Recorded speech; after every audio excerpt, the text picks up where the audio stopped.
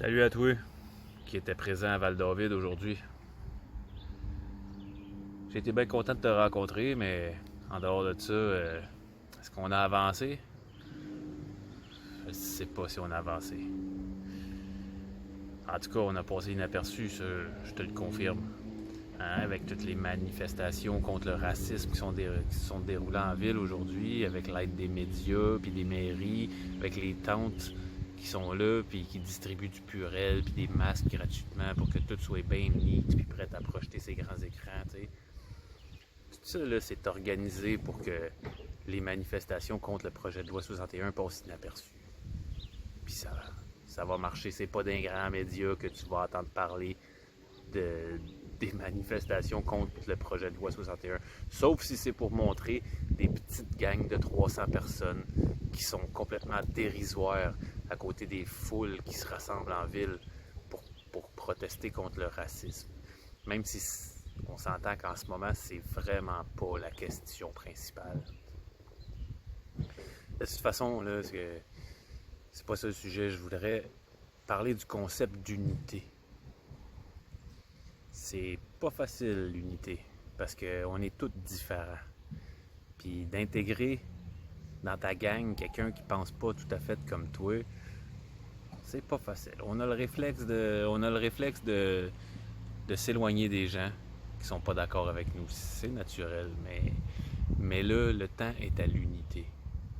Regarde dans les rues à Montréal, là, le monde qui se rassemble contre le racisme. Ils en ont rien à foutre de leurs opinions politiques, puis de leur philosophie, puis de leur genre. Ils se sont tous unis pour une grande cause. Puis nous aussi, on aurait intérêt à le faire dans ce moment-là. Ce qui est arrivé tantôt à Manif, là, à Val-David, il y avait la petite dame, là, oh, excusez l'adjectif petite, là, je voulais pas être condescendant. Mais il y avait la dame qui faisait le discours d'animation, disons, puis qui avait son planning tout établi. On a fait un 5 minutes de tapage de bruit, tu sais. Puis quand ça s'est terminé, la gang qui était à l'arrière de la manif, la gang qui venait avec les drapeaux du Québec à l'envers, les patriotes, les enflammés, eux réclamaient un discours de Steve Lartis. Moi, je m'attendais qu'il était inclus dans le programme déjà, ce discours-là, puis je l'attendais avec impatience. Là, j'étais bien content de rencontrer enfin Steve Lartiste, puis j'avais hâte de l'entendre parler. Puis quand je me suis rendu compte que la dame qui faisait le speech en avant, elle avait vraiment pas l'intention de laisser le micro aller, parce que les événements étaient planifiés d'une certaine façon. Bon. Mais j'ai été un petit peu déçu de voir que le peuple réclame quelque chose, et puis l'organisation de la manif le refuse parce que le plan est fait, et puis on voudrait pas être associé à des gens qui sont associés à la meute, ou je sais pas les raisons derrière tout ça. Mais en tout cas, ce qui est sûr, c'est que quand la moitié de la manif réclame le discours d'un gars, tu y prêtes le micro. Tu sais, ce qui est arrivé à la fin, c'est qu'il a fallu qu'il se trouve un mégaphone en plastique qui monte ses marches de l'église puis qu'il fasse son discours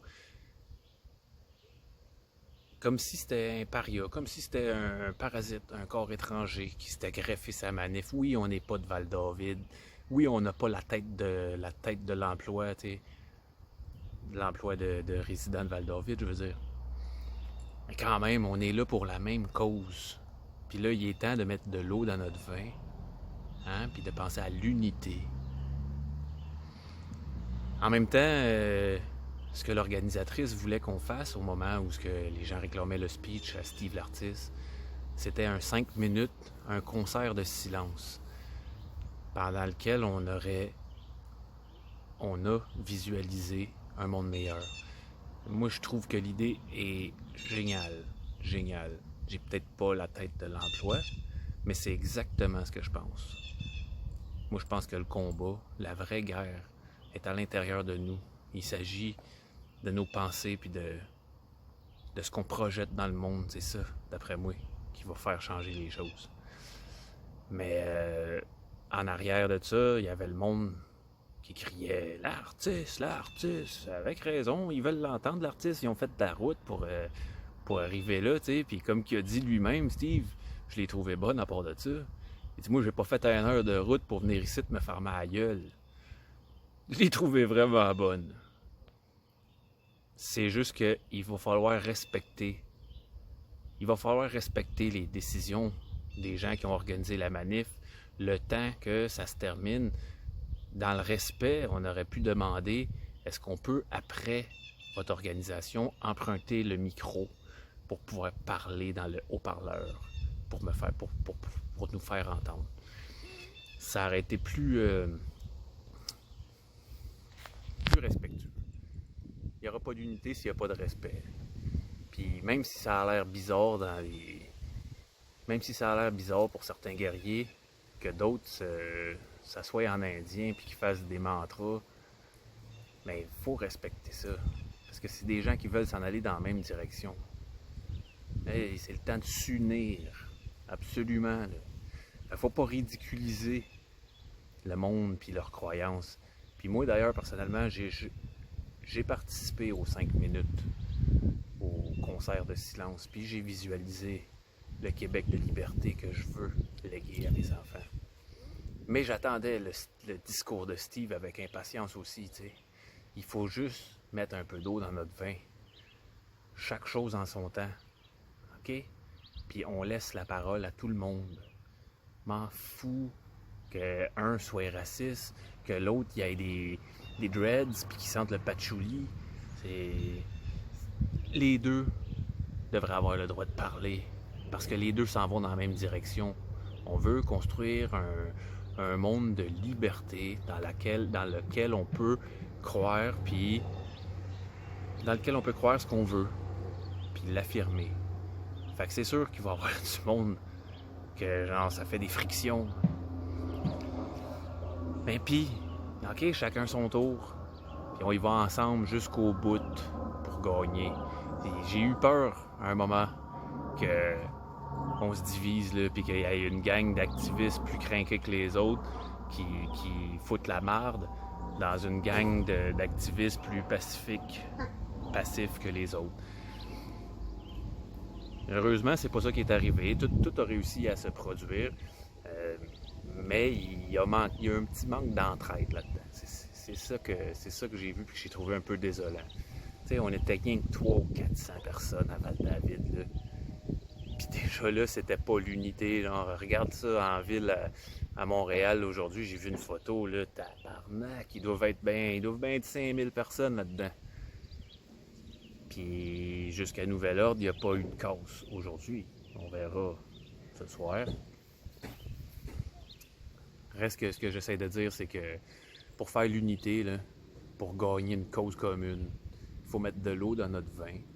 Il faut respecter les décisions des uns et des autres. OK? C'est pas parce que j'ai une tête de motard que je vais pas méditer avec le groupe pour visualiser un monde meilleur. Puis c'est pas parce que je suis assis en avant à méditer que je vais rejeter la gang de marginaux activistes qui ont l'air un petit peu plus hardcore en arrière puis qui perturbent l'ambiance habituelle de Val-David. Il n'y avait pas de tireux de roche là-dedans. Là.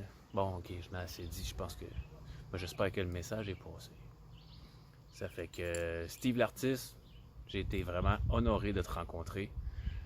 Puis j'ai trouvé que tu avais une asti de bonne énergie. Le monde qui te traite de raciste extrémiste puis tout. Ouais. Tu vois ce que je veux dire, hein? Ça me fait pas un pli sur la poche. Et puis j'ai été aussi honoré de prendre Jean-Jacques Crèvecoeur dans mes bras. Aujourd'hui, une autre énergie magnétique. Des grands esprits qui étaient là aujourd'hui. Il a juste manqué malheureusement d'unité. On a du travail à faire. Puis c'est du travail qui a à se faire ici. C'est chacun sur soi qu'il faut travailler. Ça, c'est mon point de vue. C'est le message que moi j'ai à apporter. Bon. Salut.